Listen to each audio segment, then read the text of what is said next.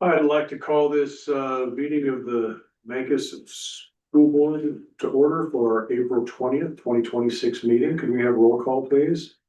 Kira Tyler. Here. Craig Benali. Here. Tim Hunter. Present. Craig McClure. Here. And Rachel McWhorter. Here. All right, we're all here. Show and stand. Brett, if you lead us in the pledge of allegiance, please. I pledge allegiance to the flag of the United States of America and to the republic for which it stands, one nation, under God, indivisible, with liberty and justice for all. Thank you. I would like to remind everyone that this is a meeting of the board held in public, not a public meeting. We will have time for public participation. If anyone signs up or wants to sign up still, please turn off your cell phones, take sidebar conversations out into the hall, and we will continue on. I will take a motion to approve our agenda. I'll move to approve the agenda as written. Second. We have a motion, we have a second. Any further discussion? Call the question, please. Kira Tyler. Aye. Craig Benali. Aye. Tim Hunter. Aye. Craig McClure. Aye. Rachel McWhorter. Aye. Board recognition, is there anyone we need to acknowledge, things that went on at school this last couple of weeks? We got all kinds of We stuff. do, so I'm gonna do my best and then people can Yeah. chime in for what I would like to first recognize our arts program. They've got things happening last week and this week, also including the MELC in that because they had a big event this weekend, but this Thursday, there's one more art show from 4 to 6 on the 23rd. So thank you to Clint Reed, Elise Hampson, Andrew Saletta, and the MELC team for all the arts work, sports, the track and field coaches, big meet this Saturday coming here and all the athletes that are participating. It's really great to see everyone out there. I think our Destination Imagination team came back with some good stuff that they worked really hard on the last. They got third. Okay, Good, thank you. Our science team came back, I think since our last board meeting from state. What am I missing? San Juan Basin League is also here on Tuesday, track. Check that. We have had a big teaching, expedition teaching labs here with our PEDC coalition this last Thursday and had, visitors from PEDC, Denver and some national folks learning a little bit more about what PEDC does. So it's just been a lot of really great things happening and of course, teachers, this last month before school, just doing everything to wrap it up and make it fun and get things done all within a few weeks' time, so. Mancus volleyball hosted over 40 teams. It was, that's right, yeah, was it elementary volleyball? Off the Pee-wee through middle. Yeah, that's right, so a number of our teachers I know are leading up that this one, and kids. I might give a bonus shout out for the MELC fundraiser too. It was so well attended. So thanks to the community for showing up for our schools and just a great kid family event. And really cool to see how our very artistic community interpreted student art, which is kind of the theme of the auction. So it was, yeah, hopefully becomes an annual event. Did we miss any other ones, Rip? Not that I know of. Okay. Well, no, I would say the student council that put together prom, right? Oh, yeah. So that happened 2 weeks ago. Yeah, so there's prom. So I know a lot of students put a ton of work into that. Rich Kruger and his team. Right. Anyone sign up for public participation? No. All right, so we'll move on to general reports, student voice. So right now, Greta, my partner, is on the senior trip there in Phoenix, but I am waiting for her to get back and then we're gonna sit down and have a meeting to really focus in on the survey we took and what issues. I think we're gonna try and focus in on 3 from the last time I talked to her to then sent to the board, which we're still trying to decide if we want it to be like the 3 most common that are being said or like the 3 we think will really help. But yeah, I'm kind of just waiting for her to get back from the senior trip and then we're really gonna sit down and figure everything out. And we'll have a presentation the next time. Hopefully. Great. Any questions for Reddick? We'll put you on the spot often. LRAC, Sure. So there's a lot going on, at the state and federal level. Just gonna start with some of the National School Board Association priorities, because, the 2027 federal budget is now being considered. And, the National Association, or the National School Board Association is trying to push, a few just key issues. One is fulfilling the IDEA promise, which is that the federal government is supposed to commit to cover 40% of the cost of special education, so trying to close that gap between that commitment and what's actually been happening. Strengthening the educator workforce, so that would, especially addressing shortages in STEM and special education by investing in recruitment, retention, professional development, including training for the responsible use of AI in the classroom. Investing in fairness and opportunity, so sustain funding for Title I and career and technical education to level the playing field for low-income students and prepare the next generation for high-wage and demand careers. Securing our digital future, so ensuring that broadband access is expanded. And then also cybersecurity is supported at the federal level. And then supporting student wellness, so a focus on mental health as a prerequisite for academic success. And then protecting public funds for public schools. So the official stance of the National School Board Association is opposing the diversion of federal taxpayer dollars to private school vouchers. That's just the opinion of that organization. There's also been on April 6th, rescinding of Title IX protections for transgender students for 6 Title IX districts. Including California, Delaware, Washington, and Pennsylvania, as well as a community college. So there were agreements that were kind of based on Title IX that now has been adjusted to no longer cover transgender student rights. And that rescinded agreement includes measures such as policy changes, staff training, and specific accommodations. At the Colorado level, a lot of things are kind of writing on the long 2026-27 long appropriations bill. That's HB 26-1410, which is kind of just the general budget bill for the state. So it's kind of hard. Things are still kind of, a lot of the bills that I'm looking at following, or LRAC is looking at following, are just sort of waiting to hear how that falls out. But the big one, obviously, SB 26023 is the School Finance Act, and that will be heard in Senate Education Committee this week and hopefully pass the Senate leader this week. So we'll get an update on that one, which includes increasing statewide base per pupil funding to account for inflation and setting a new statewide base per pupil funding amount for this budget year, and then kind of the total budget funding as well. Let's see. There's a new law that's been proposed, SB 26-145, about charter schools seeking money by requesting its chartering school district to support with capital construction. So if you want to get more details about that, you can look the bill up, but it's basically just requiring a district that is considering submitting a ballot question or questions to its voters to solicit proposals from its charter schools about their capital construction needs.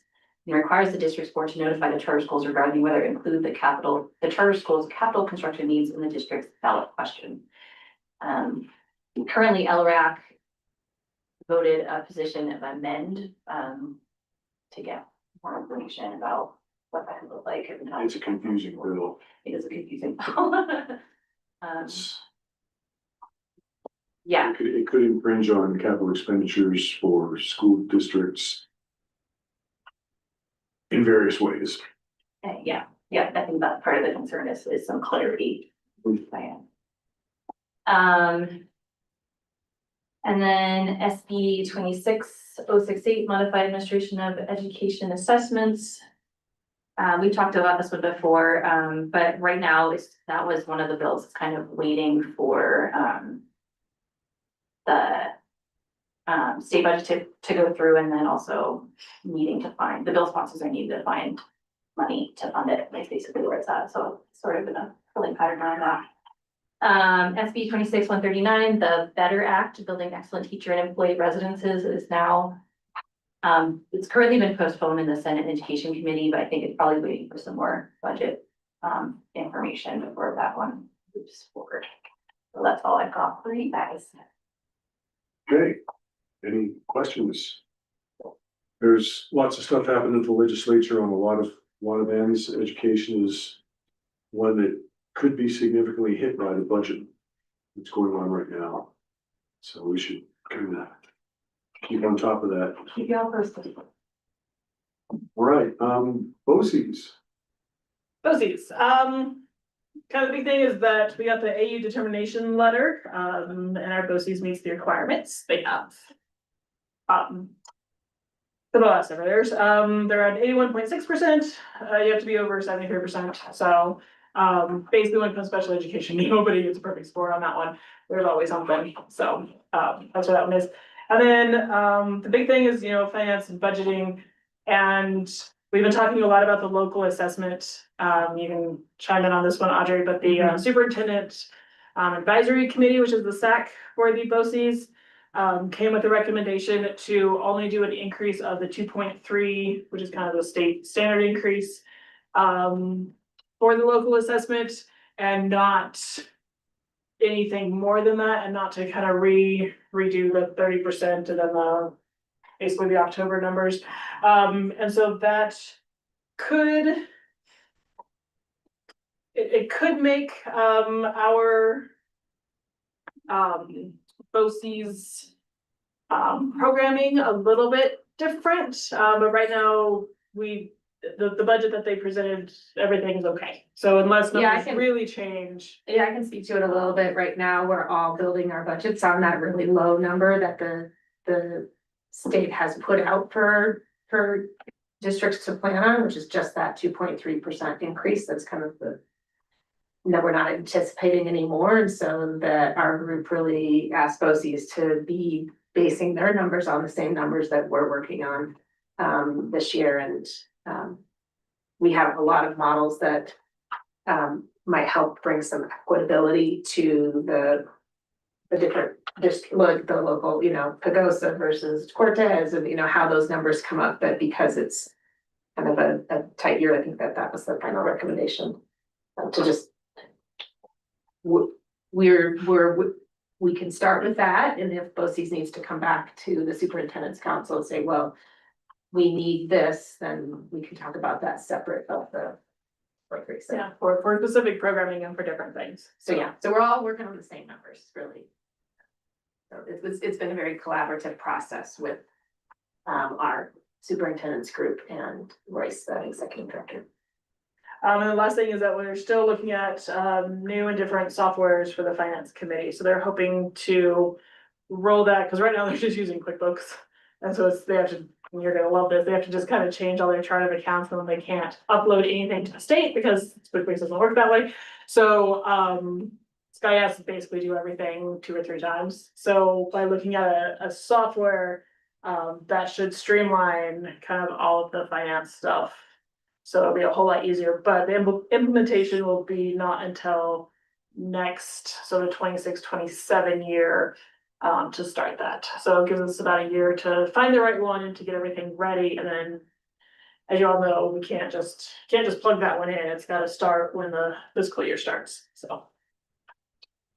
Okay, any questions for Rachel on the BOCES? All right, we go right along to our district reports.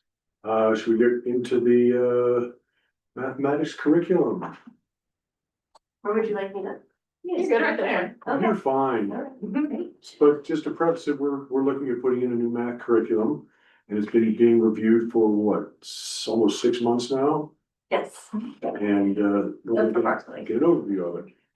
So, we are looking at a 6-12, 6-11, curriculum, so it would be 6 through 8 for middle school, and then, an algebra 1, geometry, algebra 2, probably also, an integrated math 1 and integrated math 2. So we would have access to those. So the committee, involved our, sixth, seventh, and eighth grade math teachers, our high school math teachers, a DAC member, a high school science teacher, principal, me.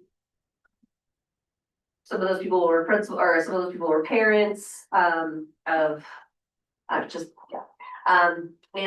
so we looked at, we developed our dream curriculum. We used that dream curriculum to come up with some criteria for what was going to be the best curriculum for our students and to fit within our instructional model. Teachers also gave me a list of curriculum that they knew about, looked at curriculum that was in the area and also being used, just kind of across the state. Narrowed that list down using the criteria. Kind of road tested some of them. And based on all of the criteria, the feedback, the use, narrowed that list down to one open education resource curriculum called Open Up Resource. It is an open education resource means that it is a nonprofit 501(c) curriculum. So it is developed to be a free curriculum, meaning that it is, developed by teachers for teachers so that the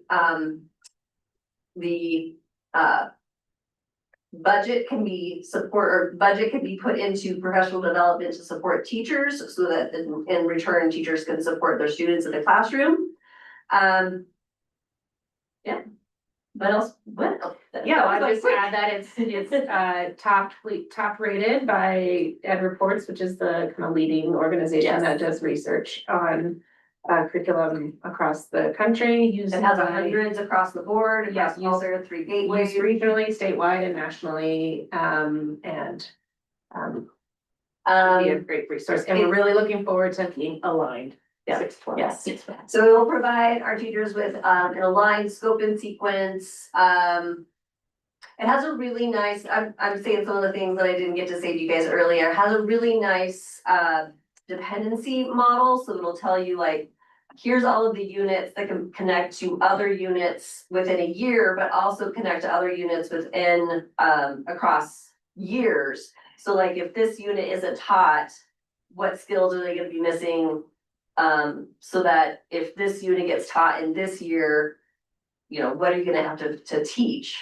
What are they gonna be missing? We've got neighbors nearby who also use this curriculum. It has like a pretty robust professional development that our teachers will be able to tap into. They're really excited about it. I think it just fits really nicely into the way that they teach, the way that they all work together, the way that they collaborate with each other. It also fits with the way that our students collaborate with each other, the way that they have math discourse with each other. It aligns with the way that our elementary math curriculum has students talking to each other about solving problems. So I think once that iReady program is kind of embedded into the elementary, those students will be coming up with that knowledge of how to talk about how to solve problems. And they'll already kind of have some of that math language coming into sixth grade and on up. So the primary budget will be going into providing teachers with access to teacher editions so that they have hardcovers of those, and then professional development.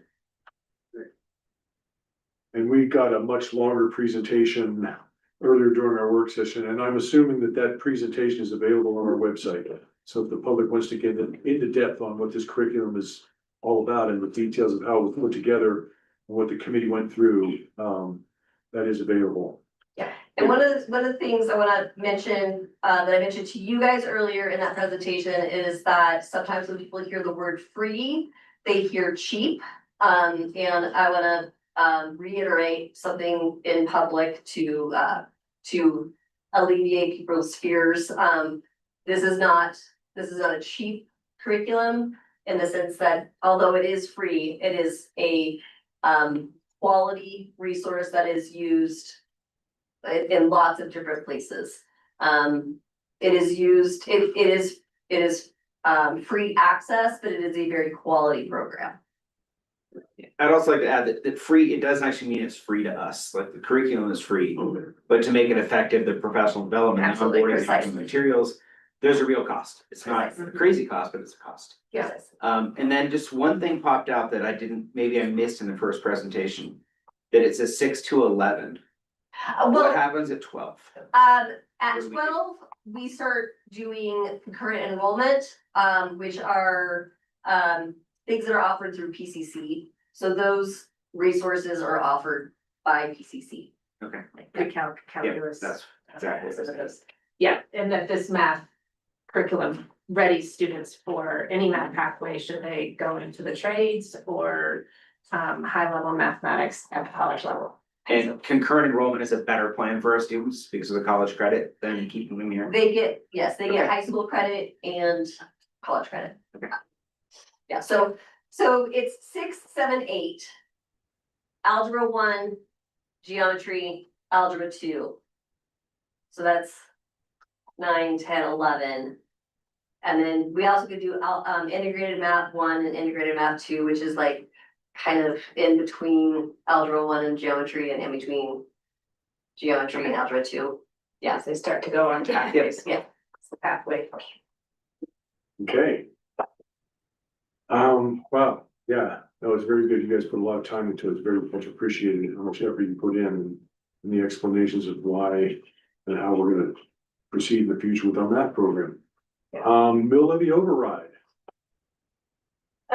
Just a few things prior to that. In the packet, there was a quarterly investment report, last month's check payments. There will be a couple of resolutions to be approved tonight, being the mill levy resolution, and there's 3 capital reserve resolutions. But more importantly, the MLO update. We completed all of our action items for tonight's meeting. Just want to thank the board, the voters, and the MLO committee for all the work up until this point to be able to present this to you tonight. We have our final drafts with notations. They are attached. There is also a classified annual salary in there. So we're looking at classified, it's up by hourly, but we kind of wanted to, for the first time, put it actually in an annualized figure for like a supplement. Then I had contacted a few people from the CDE to overlook our salary schedules.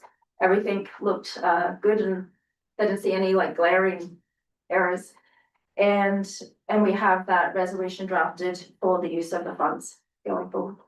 And I'll just add to that, the salary schedules, the base salary, starting teacher salary will be growing by $6,000.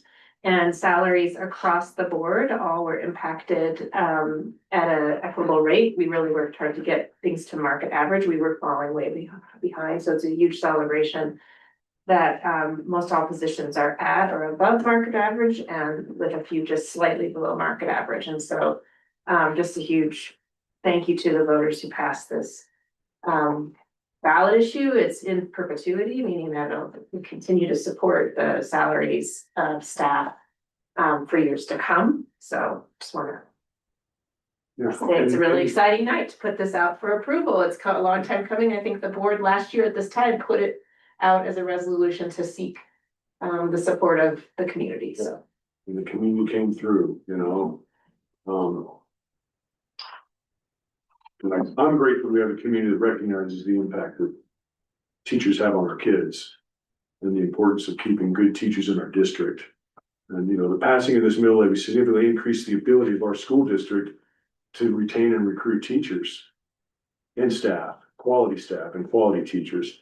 And I'm very proud to be part of a community that acknowledges the value of our school and is willing to step up and support the staff.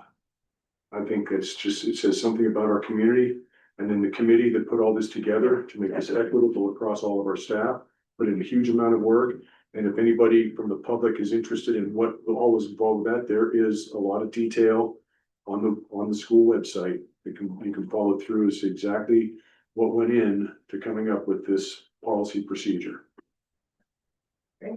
Yeah, Tim, I'd just like to add that if you haven't read the salary schedules, it isn't one brushstroke across all different types of staff or classified, unclassified administration. Each classification is treated slightly differently. So it is equitable and everyone was considered. So thank you. You met the goal. Yeah. All right, so on to the superintendent's report.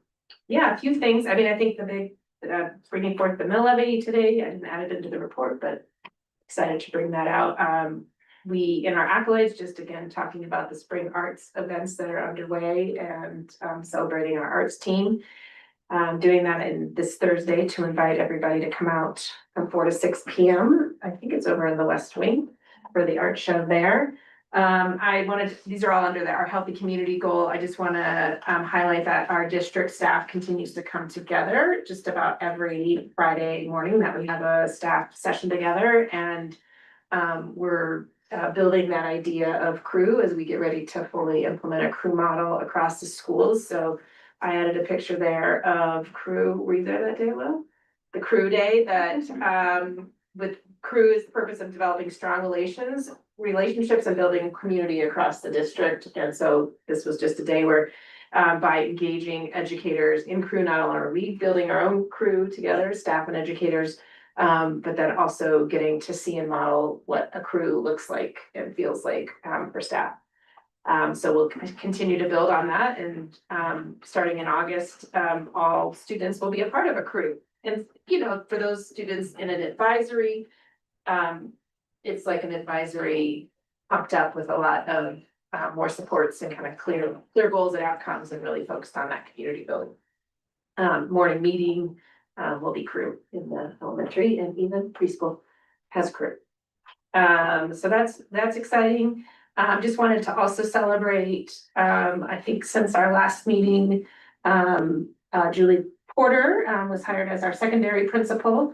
And I've got that in the bottom of the report, but I do want to also thank our community for really showing up to be a part of the hiring process in different ways. We had students, staff, and teachers participate in panels. And then also in the evening, we had a kind of a meet and greet. And we had about 30 or 40 people come. 25, I said 25. There was a lot of people in the hallway for about an hour and a half coming to meet possible candidates. So just really helpful to have that community input and participation. So is how much the school matters. Another thing I have highlighted in here around our engaging learning goals, that high school team has been working really hard to update our program guide this year, which will be going out tomorrow afternoon, if all goes well with our final check-in meeting. One thing, a couple of highlights in the program guide, this is the middle and high school program guide, but really we've been focusing on the high school program guide to make sure that we're really clear for our parents and our students about their options and pathways. So there's some more articulation of pathways in terms of, you start here, where are you going with that? Or if you want to do this, here's a pathway to follow. And then also this year, we're going to be adding some more online options for students who have completed a pathway or meet some criteria to make sure that especially our juniors and seniors have access to some really robust and diverse classes through a partnership with Colorado Digital Learning Solutions. So that will be in there as well. I mentioned the learning labs with our PEBC. I have a picture of that. We'll continue with this practice next year and work to involve all teachers involved in a learning lab. The best way for teachers to learn from one another is to be together, talk about it, and get to observe each other in practice. And it's also a huge culture builder, builds a lot of empathy and respect for one another. So thanks to Ariane and Brittany Lang from PEBC, will participate. Anything from a teacher point of view that you want to add to that, just since you're listening? I found it was a really great experience as a teacher and educator, and I hope it's something that we continue in the fall. So more educators in our district can participate. Something that really stuck out in the kind of our debriefs throughout was just like the ability to collaborate with educators that I don't always get to work with. Whether they're in elementary or middle school, or we just have conflicting schedules and we can't always observe each other's classes or collaborate. I feel like I walked away with a deeper appreciation for the teachers in our school district and what they do for our kids all the way from pre-K to high school. So that was really cool. So, Thank you for sharing that, and that just goes along with, in conjunction with our mill levy is that, teacher retention, part of that has to do with being able to pay teachers a fair and livable wage and at all stages of their career, but then the other part of retention is creating an environment where teachers can grow, learn, collaborate, and want to be here. That does not cost as much money. It does cost money, but not nearly as much as a change in the salary schedule, and so that's a really good example of that. That we're excited that's underway. Just a shout out to families to join us for the PBL Expo. There'll be more detail coming about like when children will be presenting and things are in action. This year we moved it to during the school day and just right slightly after school for an open house so that students can participate and they can share their products and you get a chance to talk about it and their process to increase student voice. So that's happening. So stay tuned for that. A lot is underway with that. It also connects to our goal of being more student led. Starting in a couple weeks, we have brought our efforts this year together to have our information events and our school tours kind of all promoted and shared as a district and then individualized by school or by program. So is it May 4th through 8th? I can't read my little flyer in there, but I think May 4th through 8th is open house week for families who want to come and tour. And then there's specific information nights specifically for rising toddlers, toddlers rising into preschool. They're no longer toddlers, they're going to preschool, rising kindergartners, rising 6th graders and rising 9th graders. Those transition years are really important. We want to make sure that we have an evening for those families to come. Also, those transition events will also be happening in the schools with students. So that's there. And you'll start to see some one-pagers out there, new flyers that will just show who we are updated. Another thing around our cohesive systems is just the budget development work underway. So our work session on May 4th will really be digging deep into that, but we are not only working on our budget for next year, but working with our department leaders to kind of do some projected budgeting around what are the big purchases, where level of urgency, level of need, so that when we make decisions for this year, we're also kind of building out that 3 to 5 year plan. So we've been doing that little screenshot of that work. And then I wanted to make sure that we officially recognized our new secondary principal, but she will be here May 11th through 14th. So look for probably an afternoon or evening event for meet and greet with her when she's here for that whole week to just get to know the community and systems and all. That's my superintendent report. That looks to add. Great. Any questions? All right. Really truly is just a highlight. There's so many other things, but I want to just continue to. The board is reviewing or has reviewed, we're at our second meeting on a school board policy process. We're going to revamp policy. Policy is one of the biggest demands of the school board and one of our biggest responsibilities. And we've put together all our policy process and how we're going to start going about revising and revamping and reviewing our policies. And so tonight we're going to be voting on a red line of our initial policy as our second meeting, and we go through three meetings so that the public has a chance to have input on stuff. So those are also out on our website. As a red line, you can see the changes in our policy. If anybody has questions, we'll be glad to take input up into the next month. Any questions? We've gone over this a couple of times with the board.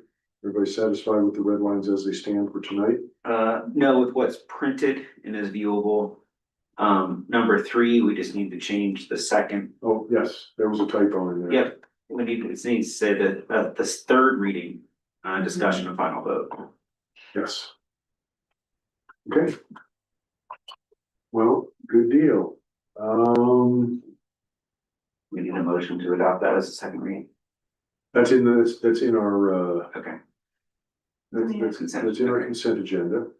I move that we approve our consent agenda, items 10A through 10F.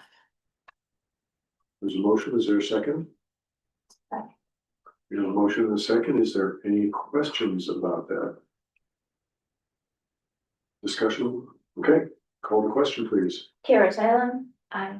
Craig Benali. Aye. Tim Hunter, Aye. Greg McClure, Aye. Rachel McGuire. And the consent agenda passes unanimously.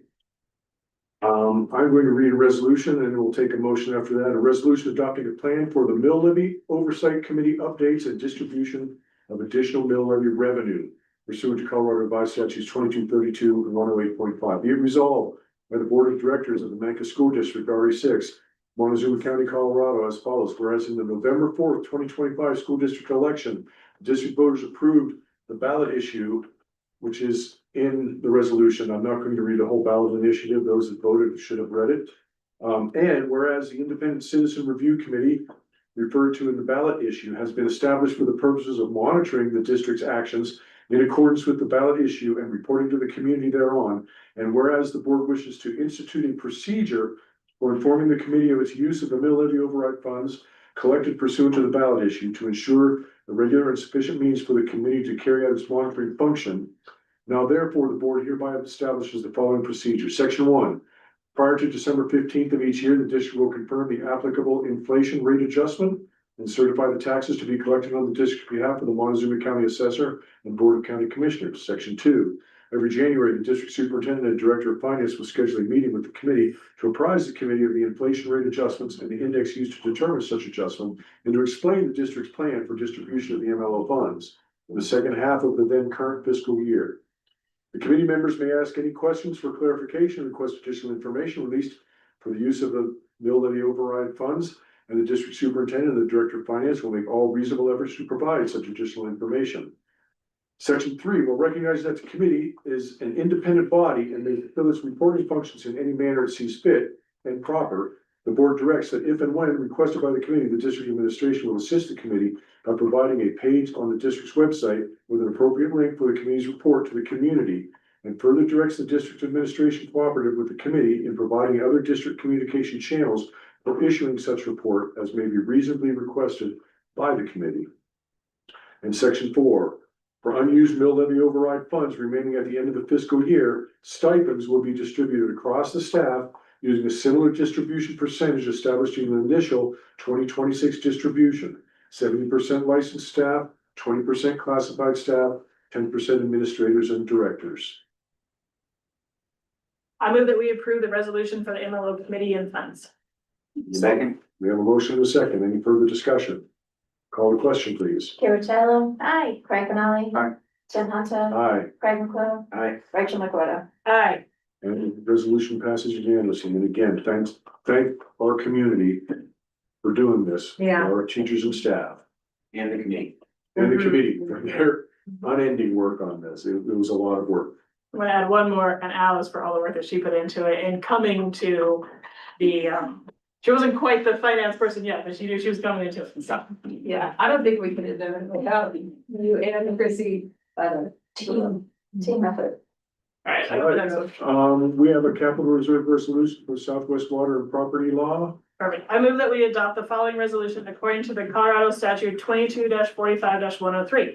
The Board of Education approves a fiscal year 26 capital reserve expenditure in the amount of $1,260 to Southwest Water and Property Law LLC for legal services to transfer the water rights from the Frank Ditch to the Willis Ditch. Their second. My second. We have a motion, a second. We've gone over this in the past to death.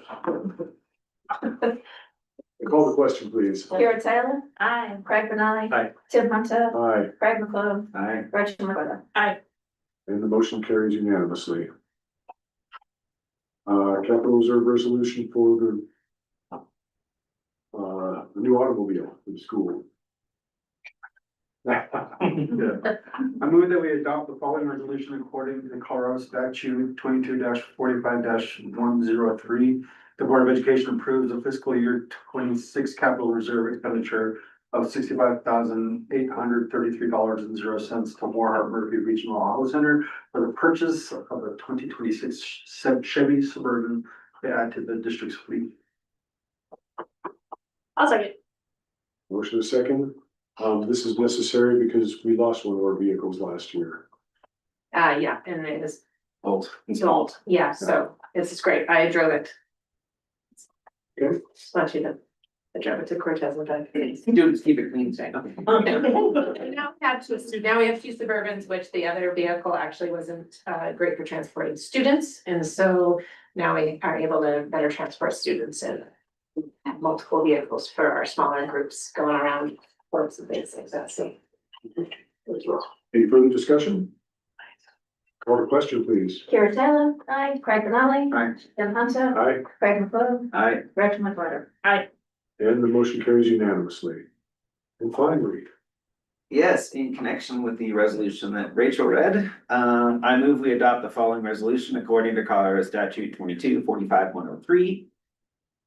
The Board of Education authorizes a fiscal year 26 capital reserve expenditure in the amount of $33,655.00 to Alexander Excavation for a material deposit to move forward with the Frank Willis ditch transfer. I'll second. okay, we have a motion to second. Anyone else have discussion? Okay, call the question, please. Kira Taylor. Aye. Craig Benali. Aye. Jim Hunter. Aye, Craig McClure. Aye. Rachel McWhorter. and that capital reserve expenditure passes unanimously. We have some upcoming events and Superintendent talked about them a little bit. School tours are coming up, information nights. The PBL Expo, I'd encourage everyone to attend the PBL Expo, Monday, May 11th and Tuesday, May 12th. They'll be going on during the school day, like I said, 8 to, and continuing to 5:30 in the afternoon. And high school graduation is May 17th. Is that going to be an inside or outside event? It's a I surprise. do not know, because our team is doing, I think they don't do it inside or out, is that a game? It's been inside. It's most of the time, most of it's been inside. Okay, as far as I know, I was like, Why are you causing trouble? I don't see on the agenda, ask if it's inside or out. ask the new superintendent, I know there's a team underway, working hard to make it a great We have had it event. outside once, but it was when we had just had our brand new Oh, yeah. facility. And it was COVID, so we couldn't be inside, so yes. But, Wait a minute. okay, so, I'm prepared for anything. sorry. Yeah, any other things the board needs to bring up? Do we need to add something for the agenda? Do we need, We're still doing policy in May, correct? correct, Okay, we have, I have a list of policies, I'll make sure I add it.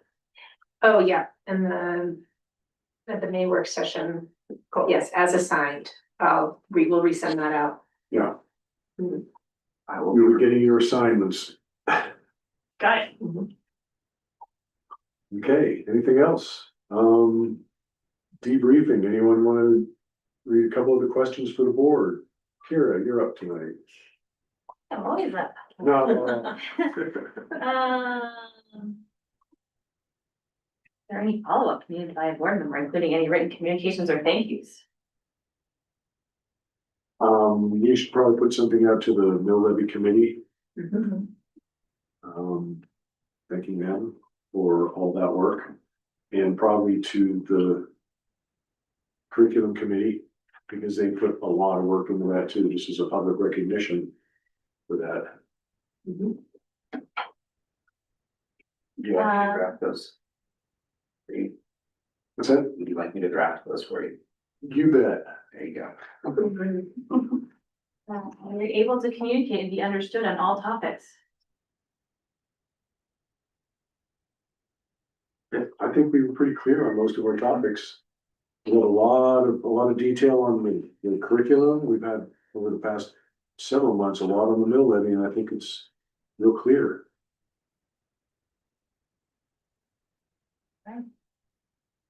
Cool. We did dive in operations and we wanted to know if it was gonna be inside or outside, but I'll give you a count. So that was a question, it was not getting into operations. Felt like a preference, but you got. On the spot. Okay, then I'll take a motion to adjourn. So moved. Second. Okay. You wanna call a question on adjournment? Kara Taylor. Aye. Craig Rinaldi. Aye. Tim Hunter. Aye, Craig McClure. Aye. Rachel McGuire. and we are adjourned.